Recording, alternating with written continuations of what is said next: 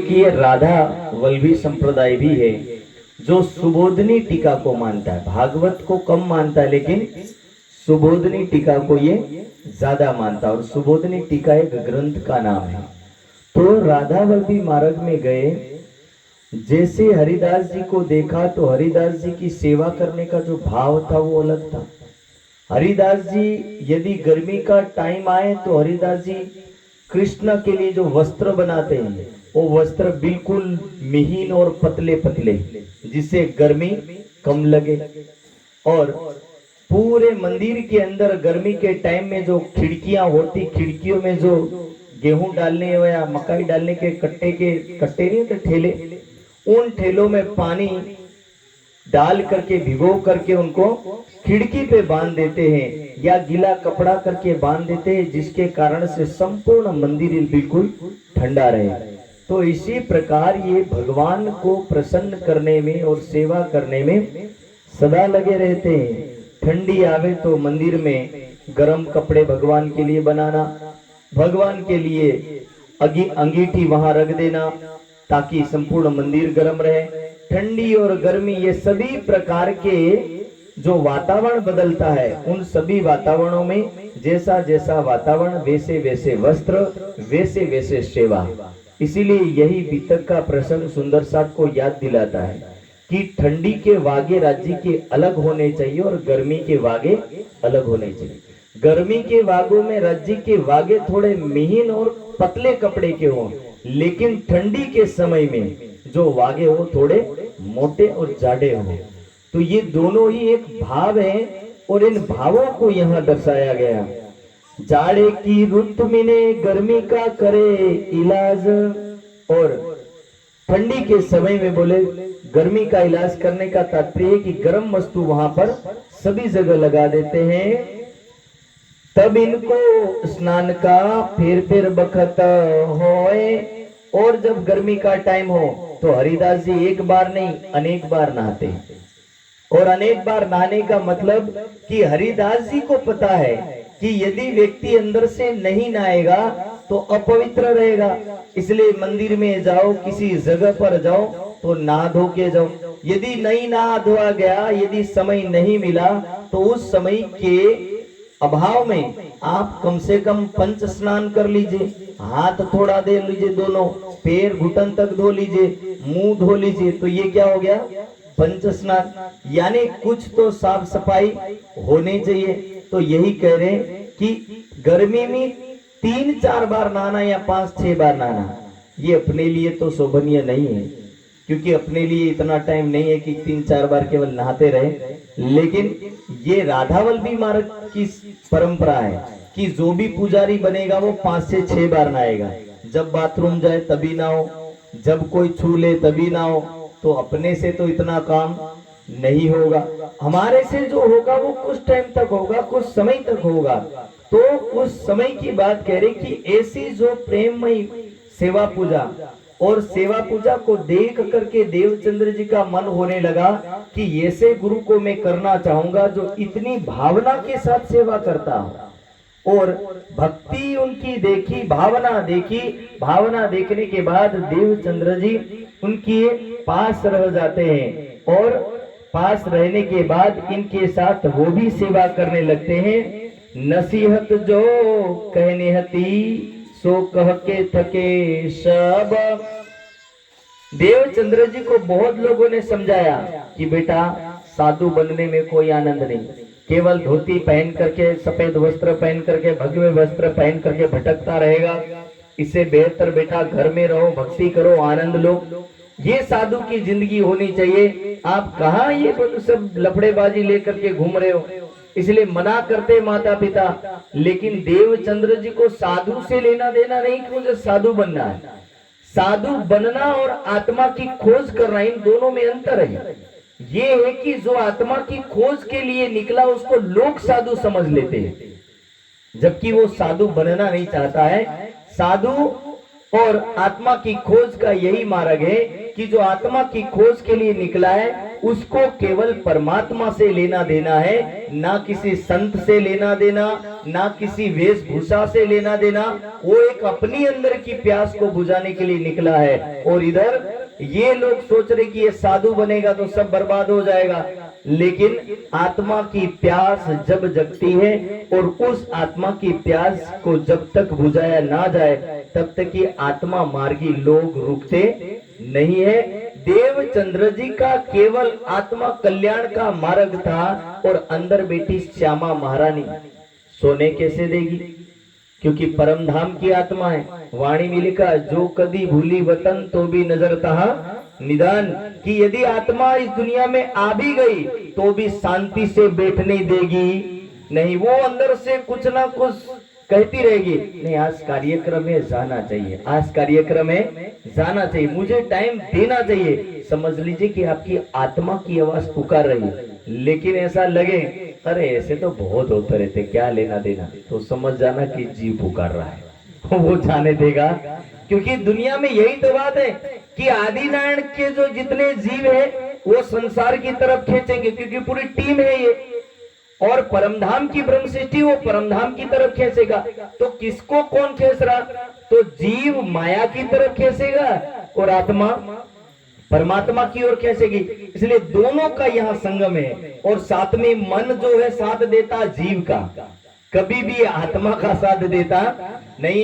ये जीव को बस इतना कहता कि शरीर को आराम दे, शरीर को आराम दे, बस पूरे दिन बहुत काम कर लिया, अब ज्यादा कुछ करना नहीं है। इसलिए जो भी व्यक्ति इन चक्करों में आता है वो शरीर के आराम में आता है, और शरीर के आराम के अंदर आने के कारण से भूल जाता है आत्मा कल्याण। देवचंद्र जी हरिदास जी के यहाँ आत्मा कल्याण के लिए आए हैं, और आत्मा कल्याण के कारण से कितना भी समझाओ कुछ भी करो, लेकिन जिनके मन में ही वैराग बैठ गया, जिनके मन में ही ऐसी भावना बैठ गई हो कि मुझे संसार में रहते हुए परमात्मा को पाना हो, तो ऐसा व्यक्ति कैसे शांति से बैठेगा।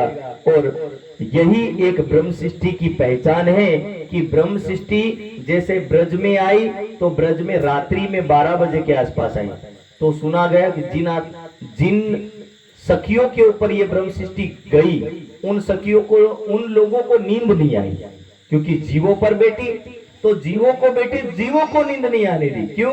क्योंकि उनको जो परमात्मा का जो वियोग हुआ वो सहन नहीं हुआ, और कह रहे कि जैसे ही हम रात्रि में आए दुनिया में तो ऐसा लगा कि कब मिल से अपने धनी।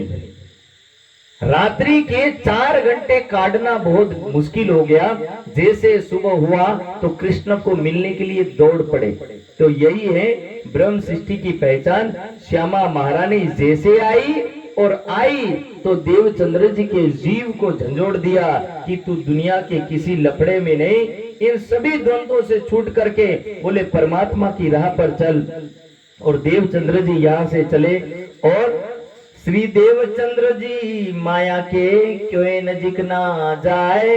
देवचंद्र जी संसार के किसी बंधन में बंधना नहीं चाहते, और माता पिता बेचारे सोचते कि कुछ नहीं तो पुत्र को बंधन में तो बांधना ही चाहिए, शादी तो करवाना ही चाहिए। देखे साचे हरिदास जी इनको मन में देव नाम सुमरन।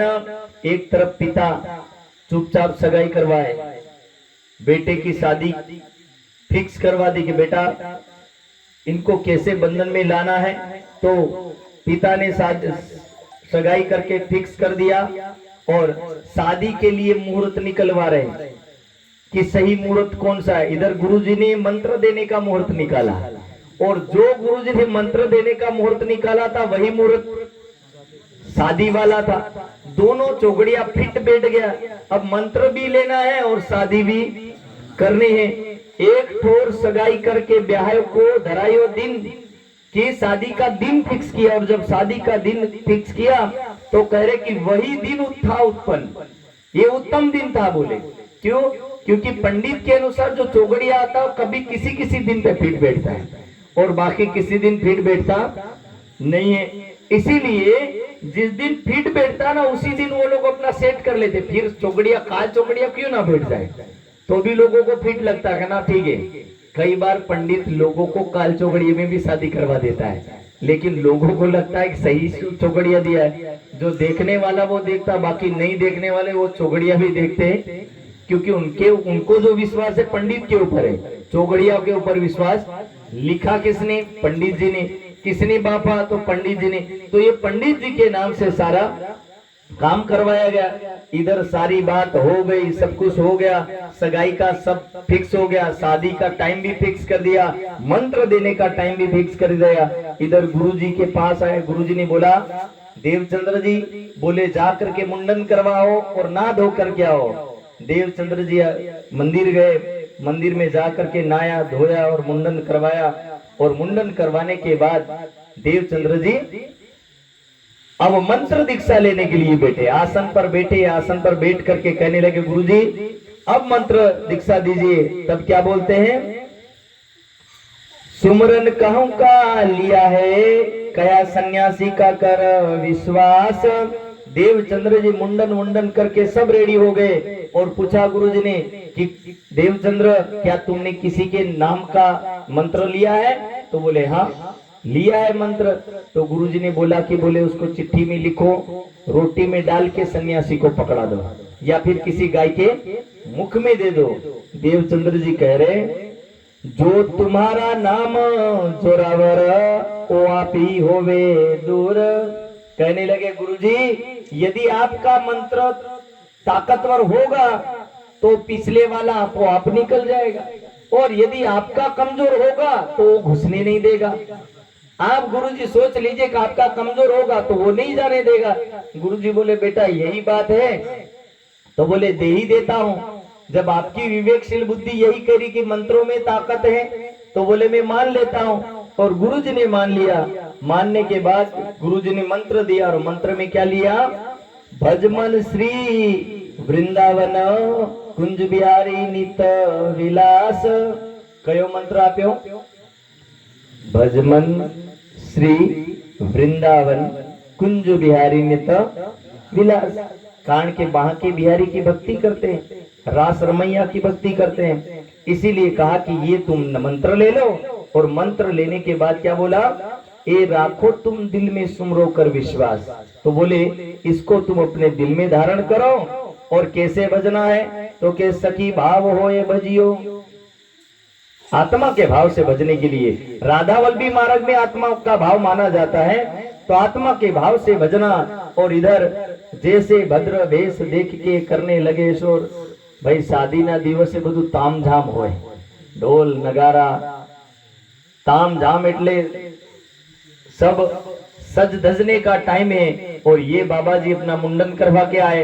अब मुंडन करवाए बाबा जी को देख करके स्वयं पहले तो ये मतु मेहता जी पिताश्री इतने गुस्से में आ गए।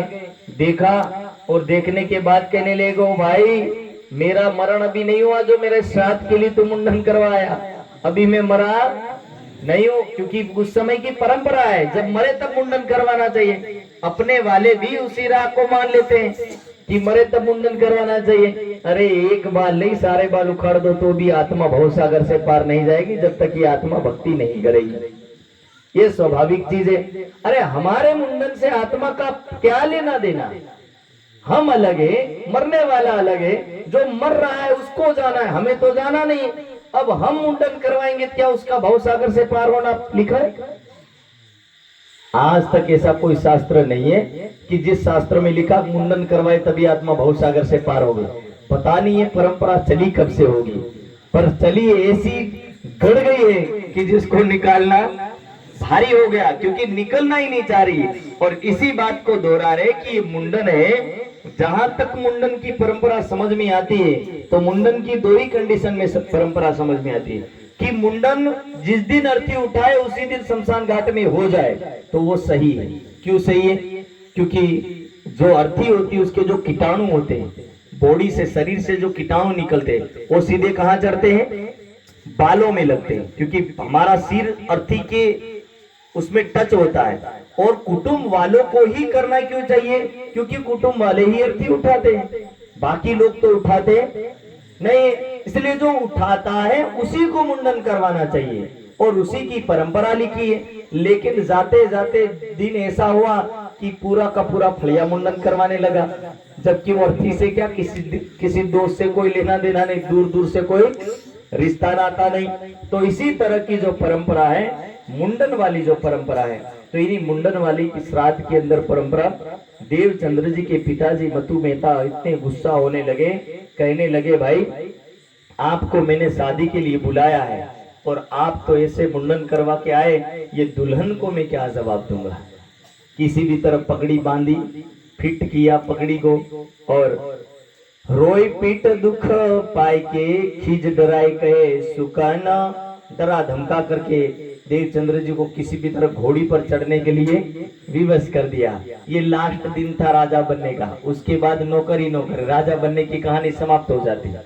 क्योंकि एक बार एक विद्वान ने जब बात कही, अपनी ही बात दोहराते, राजेंद्र जी करके हरियाणा के आर्य समाजी विद्वान है, तो बोले भाई जब मेरी गुरुकुल से जाने के बाद पहली बार शादी हुई, मुझे लगा शादी का आनंद होगा, लेकिन बोले पहले दिन घोड़ी चढ़ा और दूसरे दिन जब शादी करके जाने लगा तो ट्रेन में जाना हुआ, तो बोले दूसरे दिन दो सूटकेस हाथ में और नौकर बन के खड़ा था।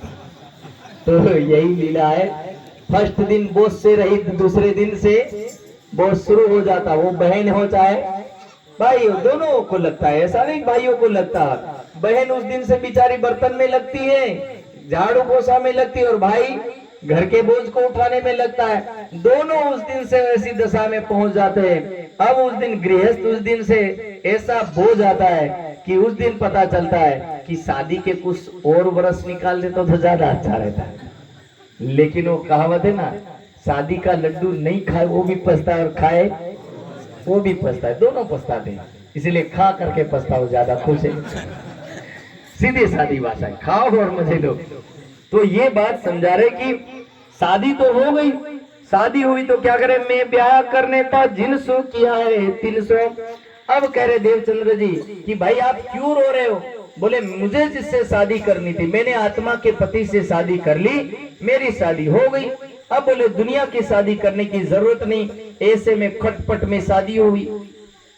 पर पत्नी बिचारी बहुत सीधी भाई, इसमें कोई शक नहीं है कि दुनिया की पत्नियां छोड़ के भाग जाए, पर लीलबाई छोड़ के भागी नहीं।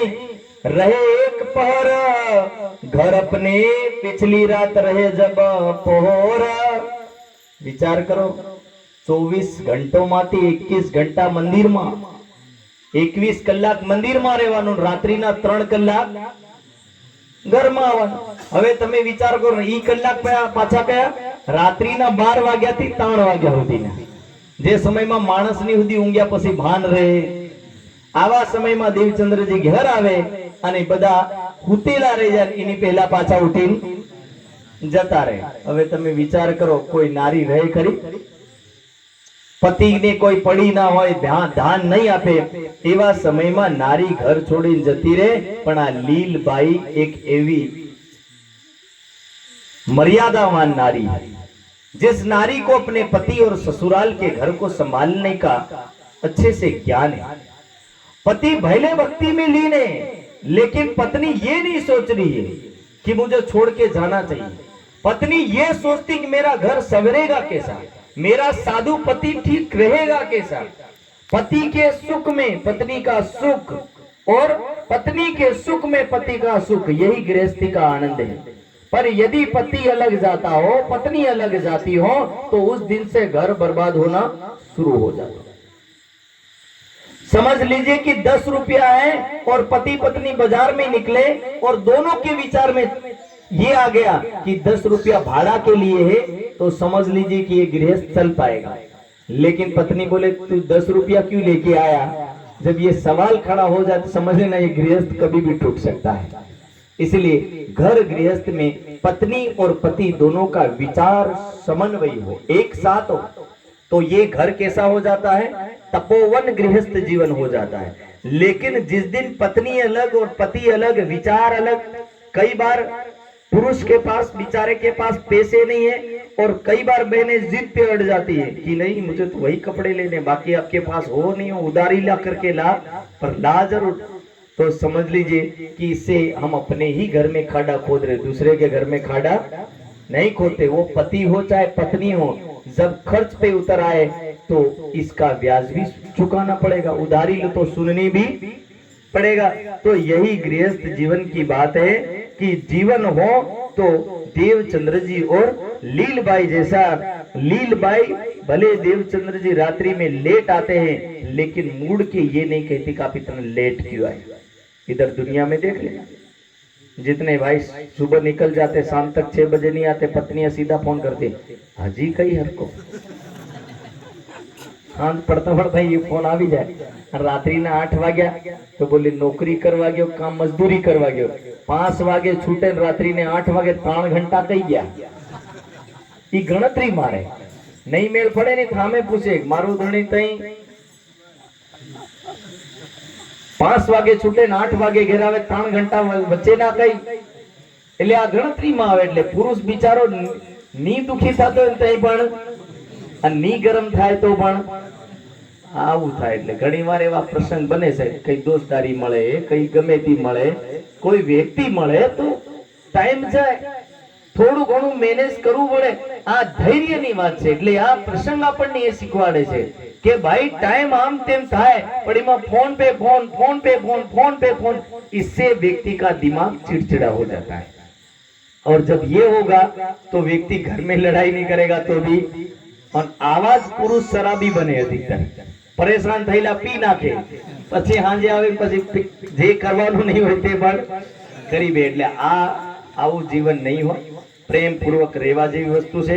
ई पछी नारी होय ने, नारी होय के जब बिचारी बजार गई और सांज सुधी कदाच नहीं आवे, पुरुष पण एवो गभराई जाए, अरे अरे अरे बोले सवार नहीं गए हजी सुधी नहीं, कदाच रिक्शो टेम्पो वगड़्यो, कोई बीजू कोई माणस मळी गयो तो त्यां लेट थवाय, पण थोड़ोक तो विश्वास रखाय रखाय ने रिक्शा रखाय। आधा तो संशय में जीवन जीवता होय, એટલે संशय युक्त जीवन नहीं। देवचंद्र जी का प्रसंग और लीलबाई का प्रसंग कह रहा, गृहस्थ अटूट विश्वास का बंधन है, और ऐसे अटूट विश्वास के बंधन में जुड़े रहने का एक तरीका है।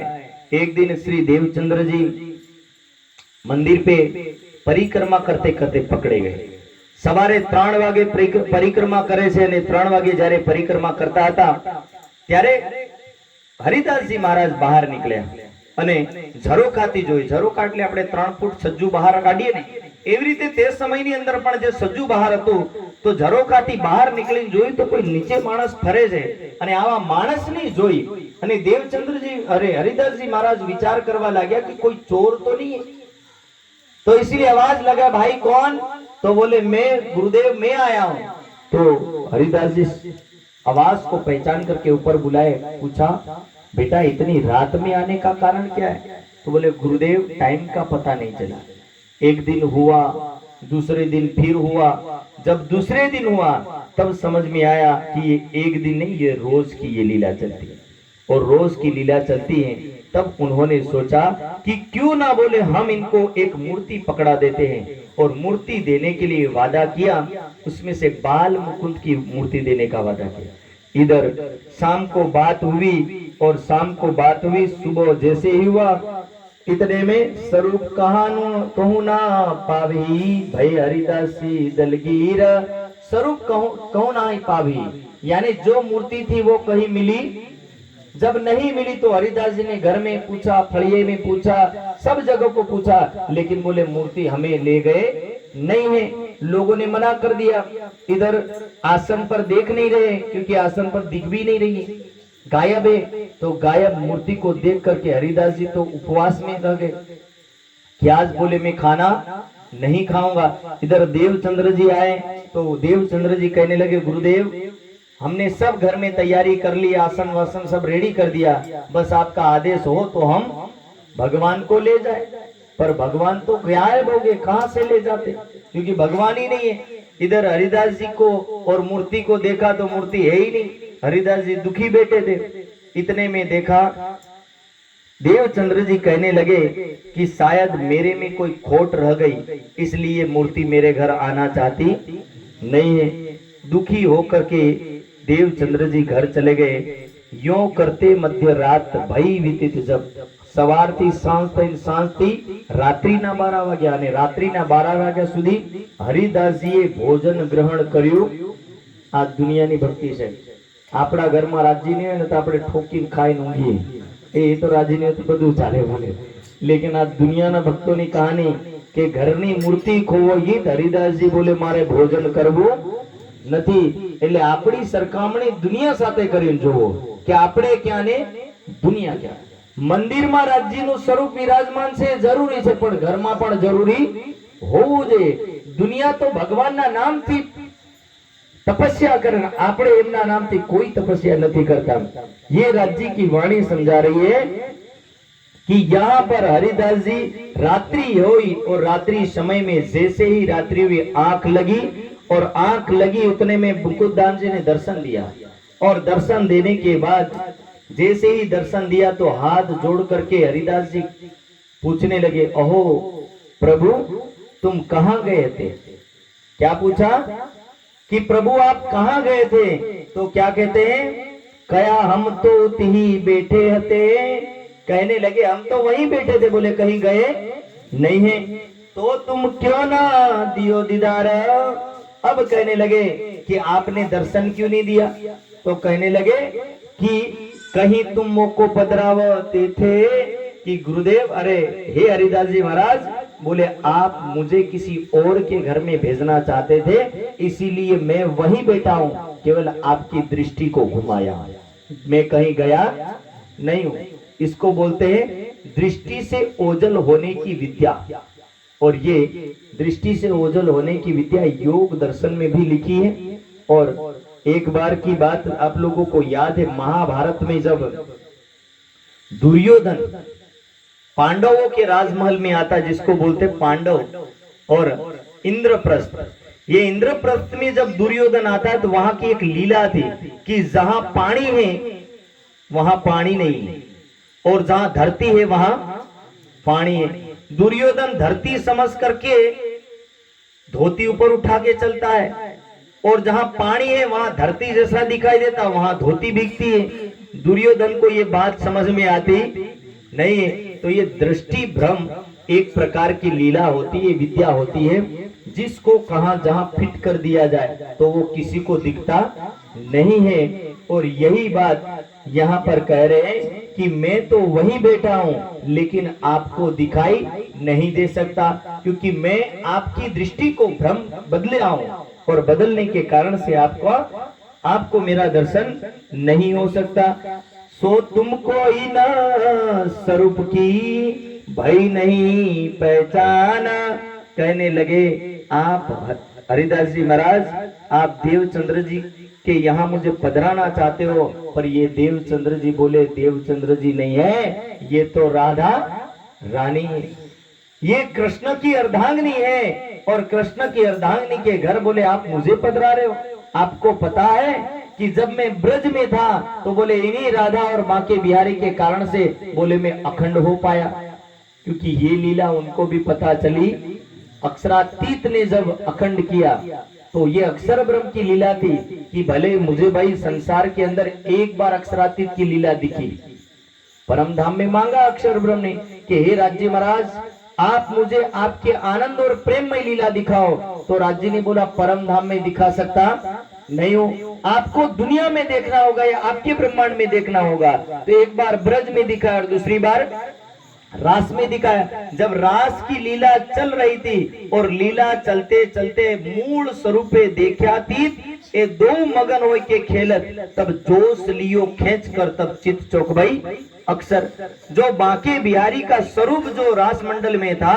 उस रास मंडल में उस स्वरूप में से अक्षरातीत ने अपनी आवेश शक्ति खींची और आवेश शक्ति जब खींची तो वहां अक्षर ब्रह्म घबरा जाते हैं कि मैं तो ऐसा दिखता नहीं हूं और अक्षर ब्रह्म जिस तन में बैठे थे उसमें राज्य भी विराजमान थे इसलिए राज्य के निकल जाने के बाद अक्षर ब्रह्म को लगा कि मेरा ये स्वरूप कैसा है तब अक्षर ब्रह्म को याद आया ये तो मैंने परम धाम की लीला को मांगा था और मांगने के बाद ये लीला मुझे प्राप्त हुई है और तब उन्होंने सोचा हृदय चढ़ आया रास तब ब्रज रास अखंड कर चेतन बुद्धि फिरे मन एक प्रसंग आता है कि उस समय ब्रज और रास को दोनों को अखंड कर दिया और अखंड किया तो कहने लगे कि ये राधा रानी के प्राणेश्वर बांके बिहारी की वजह से बोले मैं अखंड हुआ हूँ और इनकी वजह से अखंड हुआ हूँ और आप उन्हीं के घर में मुझे पधरवाना चाहते हो। बोले एक एहसान तो भी मैं चुका पाया नहीं हूँ, दूसरा एहसान में चढ़ाना नहीं चाहता हूँ। इधर ये बात जब हरिदास जी को पता चली तो सवार थई છે।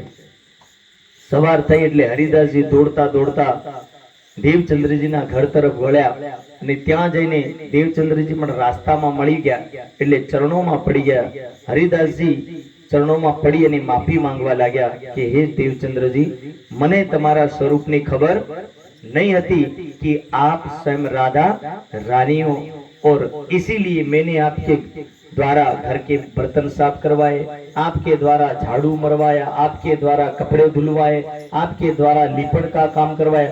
बोले सारे के सारे काम हमने करवाए लेकिन ये हमने अज्ञानता में किया है और हम चाहते कि आप मुझे माफी कर दे और माफ कर दे। तब देवचंद्र जी कहने लगे, ओहो गुरुजी, आप ऐसा मत सोचिए और आप खड़े होइए। और गुरुजी के हाथ पकड़ करके खड़ा किया और कहने लगे, अब प्रभु जी तुम कहाँ हो, कहीं में बैठो वहीं थोड़ा।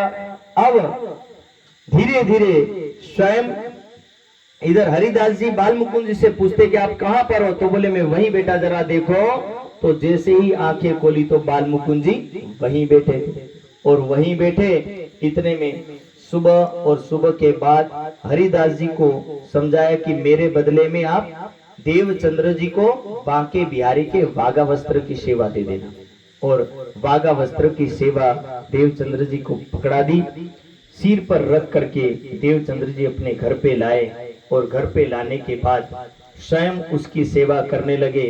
बांके बिहारी का चामा है और उनके और वस्त्र लगे सेवा करने, तिनकी आप अपने अंग सो जल भर ल्यावे सिर पर जो काही की परछाई पर तिन पर।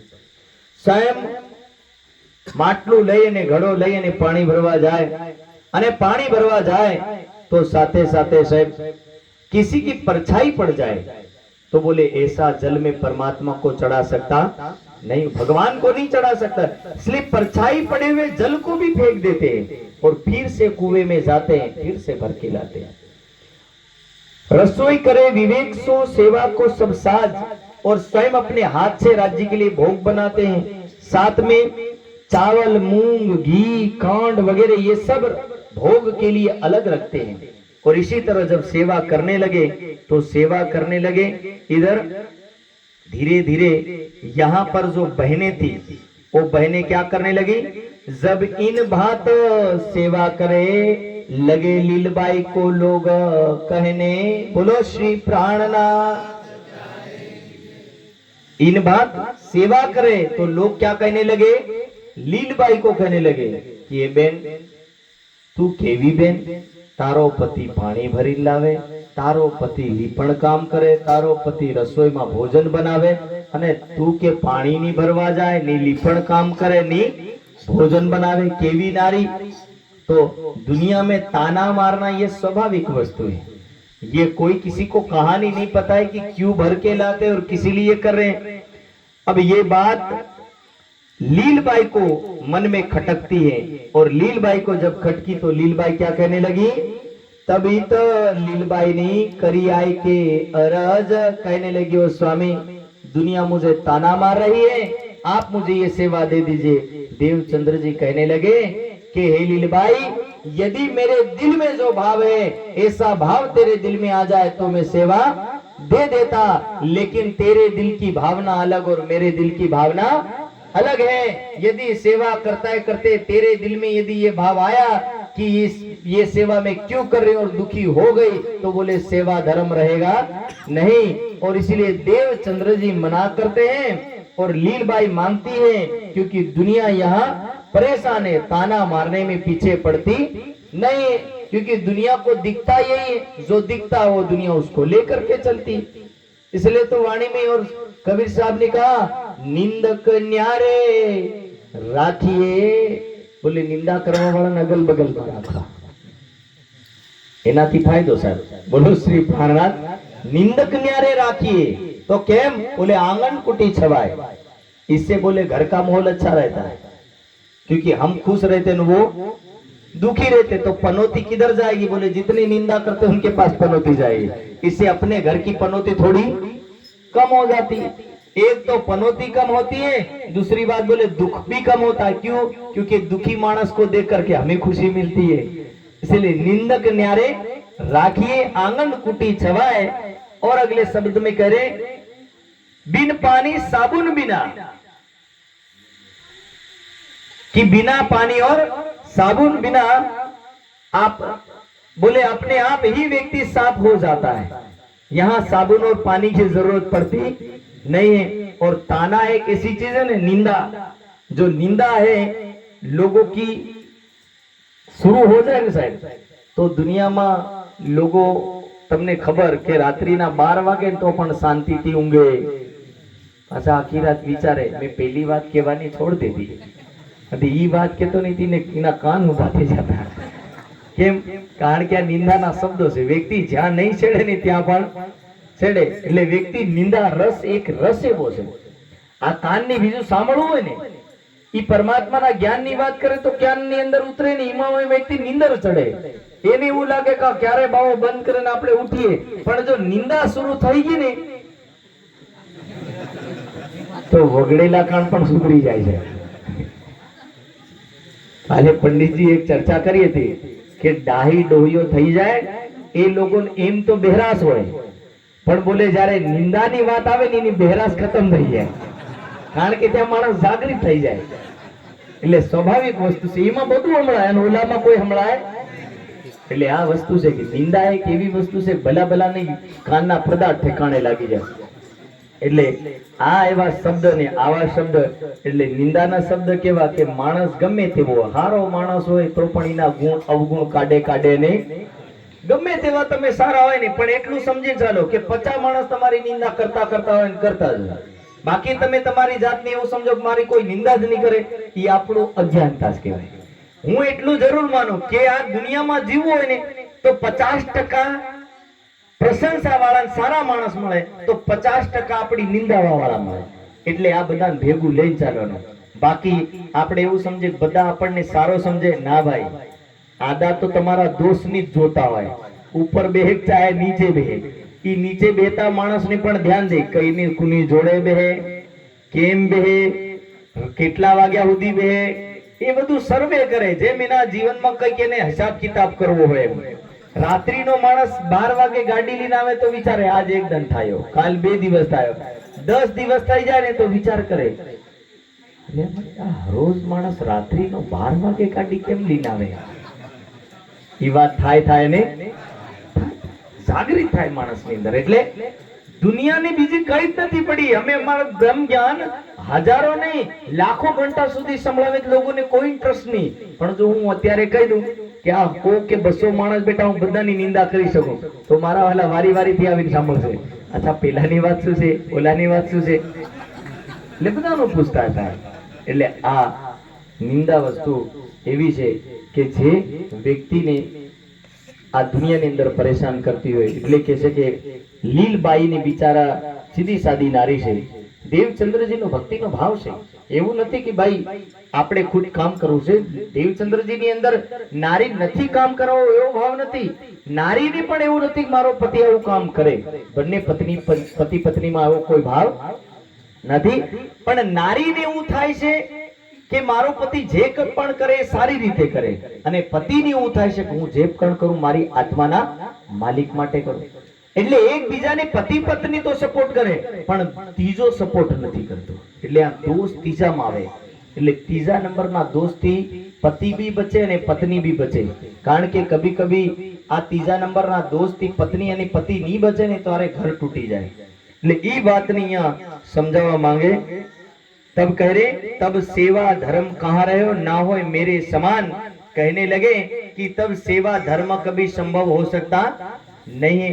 इसलिए ऐसे सेवा धर्म को करने के लिए खुद काम करना पड़ेगा, खुद मेहनत करनी पड़ेगी. और जब खुद करेंगे तो बोले धीरे धीरे हमारा कुछ आत्मा कल्याण होगा. इसीलिए कह रहे देव नहीं तिस वास्ते मैं करूं सेवा अपने अंग. कहने लगे आप भले मेरी धर्म पत्नी हो लेकिन कभी कभी बोले कड़ची हिलावनो टाइम हमने पण आपो. कारण के हमारो पण प्राणेश्वर है. हमारो पण आत्मानो नाच छे અને कभी कभी बोले हम भी कर लेते हैं। इसलिए आप लोगों का नंबर तब लग जाता है जब वार्षिक कार्यक्रम आता है। तो भाषण समय तो आप नहीं हिलाते होंगे, लेकिन ऐसे समय में आप लोग भी कभी कभी लहसुन फूलना ये सब करना कर लेते हैं। तो ये भी हमारा एक भाव है, और ऐसा समझ लेना कि हम भी आत्मा के भाव से कर रहे हैं। तो एक दिन ऐसे श्रद्धा भावना से भक्ति करने वाले श्री देवचंद्र जी के एक दिन ध्यान लग गया सर। रोज ध्यान में बैठते हैं और ध्यान में गए, ध्यान लगा, ध्यान सीधा लगा कहां पर? योग माया के ब्रह्मांड में। योग माया के ब्रह्मांड में लगा तो देवचंद्र जी का जो स्वरूप था वो राधा रानी वाला था। और देवचंद्र जी ब्रजमंडल में प्रवेश कर गए। ब्रजमंडल में जब प्रवेश किए तो ब्रजमंडल में यशोदा मैया जहां बैठी थी वहां जाकर के देखा, पूछा कि मैया कृष्ण कहाँ है? तो यशोदा मैया ने बोला वो तो वृंदावन गए। तो स्वयं राधा बोलने लगी कि मैं भी वृंदावन जाऊंगी। और राधा जब जाने लगी तो राधा को साथ में मिठाई का एक पैकेट पकड़ाया। राधा स्वयं मिठाई लेकर के वृंदावन पहुंची और वृंदावन जाकर के जब देखा अनेक ग्वाल बाल खेल रहे, और खेलते ग्वाल बालों को कहा कि कृष्ण जी कहाँ हैं? तो ग्वाल बाल मजाक मजाक में बोलने लगे कि कौन से कृष्ण, यहाँ तो कृष्ण बहुत सारे हैं। तो बोले नंद का पुत्र, तो बोले यहाँ नंद के पुत्र भी बहुत सारे हैं। फिर पूछा कि यशोदा का पुत्र, तो कहे कि ये यहीं बैठे हैं। और प्रेम पूर्वक कृष्ण जी ने देवचंद्र जी को बुलाया। इधर घुघरी जो था वहां कपड़े में लेकर उसके पानी निकाल रहे थे, क्योंकि दूध में उबालने के लिए क्या है? पानी निकालना बहुत जरूरी है। और यदि पानी और दूध रह गया तो इससे क्या है कि गेहूं बिल्कुल सिकुड़ जाते, फिर वो चबाए जाते नहीं। इसलिए घुघरी के प्रसाद में पूरे ही गेहूं रात्रि में पानी में भिगो करके सुबह उसको गेहूं को पूरे दूध में ही उबालना पड़ता, तब जाकर के वो काम सही होता। हल्का गेहूं का आटा भी डाला जाता है और मिश्रण भी डाले जाते, तो वो क्या घुघरी का पूरा प्रसाद हो जाता है। और जब घुघरी का प्रसाद ढंग से ना बने तो हम कंसार बना देना, दलिया, उसी तरह उसको थोड़ा कट करवा लो, मोटा मोटा दला दो, और फिर उसके बाद उसमें प्रयोग कर सकते हो। तो इसी तरह ये घुघरी के प्रसाद को रेडी किया, सब ने बांटना शुरू किया। तो कृष्ण जी ने कहा कि आज स्वयं राधा जी भी पधारी है और मैं भी हूं, मेरे दोनों का भाग हमारा अलग से देना। तो जब दोनों का भाग दिया, प्रसाद ली, और प्रसाद लेने के बाद जैसे ही देवचंद्र जी खाने लगे तो क्या हुआ कि उनका हाथ दुनिया वाला हिल गया, ऊपर वाला नहीं। ऊपर वाला तो हिला हिला, लेकिन ये यहाँ का शरीर का हाथ भी हिल गया। जब शरीर का हाथ, इस नासवान शरीर का हाथ हिला तो देवचंद्र जी को जो दर्शन हो रहा था वो टूट गया। जब दर्शन टूट गया तो देवचंद्र जी यहाँ से विचार में पड़ गए कि कहाँ मैं दर्शन का आनंद ले रहा था और वो दर्शन यहाँ पूरा हो गया। अब श्री देवचंद्र जी का ये प्रसंग पूरा होता है और यहाँ से श्री देवचंद्र जी चले जाते हैं हलार देश जामनगर में। और जामनगर में आने के बाद कांजी भट्ट का मंदिर है, श्री कृष्ण की मूर्ति पधरा रखी है। यहाँ पर इनको कथा सुनते हैं और कथा सुनते सुनते तकरीबन 14 वर्ष हो जाते हैं। बीच में एक उपवास का भी उदाहरण आता है और साथ में भागवत के अनेक प्रसंगों का उदाहरण आता है, पर सबको कट करके मैं सीधा ले जा रहा हूँ दर्शन में। और ये तीसरा दर्शन होता है और तीसरे दर्शन में 14 वर्ष तक भागवत सांभળી और सांभળ્યા પછી એક દિવસ કસોટીનો ટાઈમ આવ્યો છે અને કસોટીનો ટાઈમ આવ્યો એટલે દેવચંદ્રજીની પરીક્ષાનો ટાઈમ આવ્યો કે મારે જે તનમાં બેસવું છે એ તન યોગ્ય છે या नहीं। जैसे होता है ना कि फौजी को भले इंसान जैसा इंसान है, क्रोध देखा, बंदूक चलाना देखा, सब कुछ देखने के बाद भी ट्रेनिंग रोज ही दी जाती है। भले ट्रेनिंग सब पूरी हो जाती है लेकिन दौड़ाना छोड़ते हैं क्यों? क्योंकि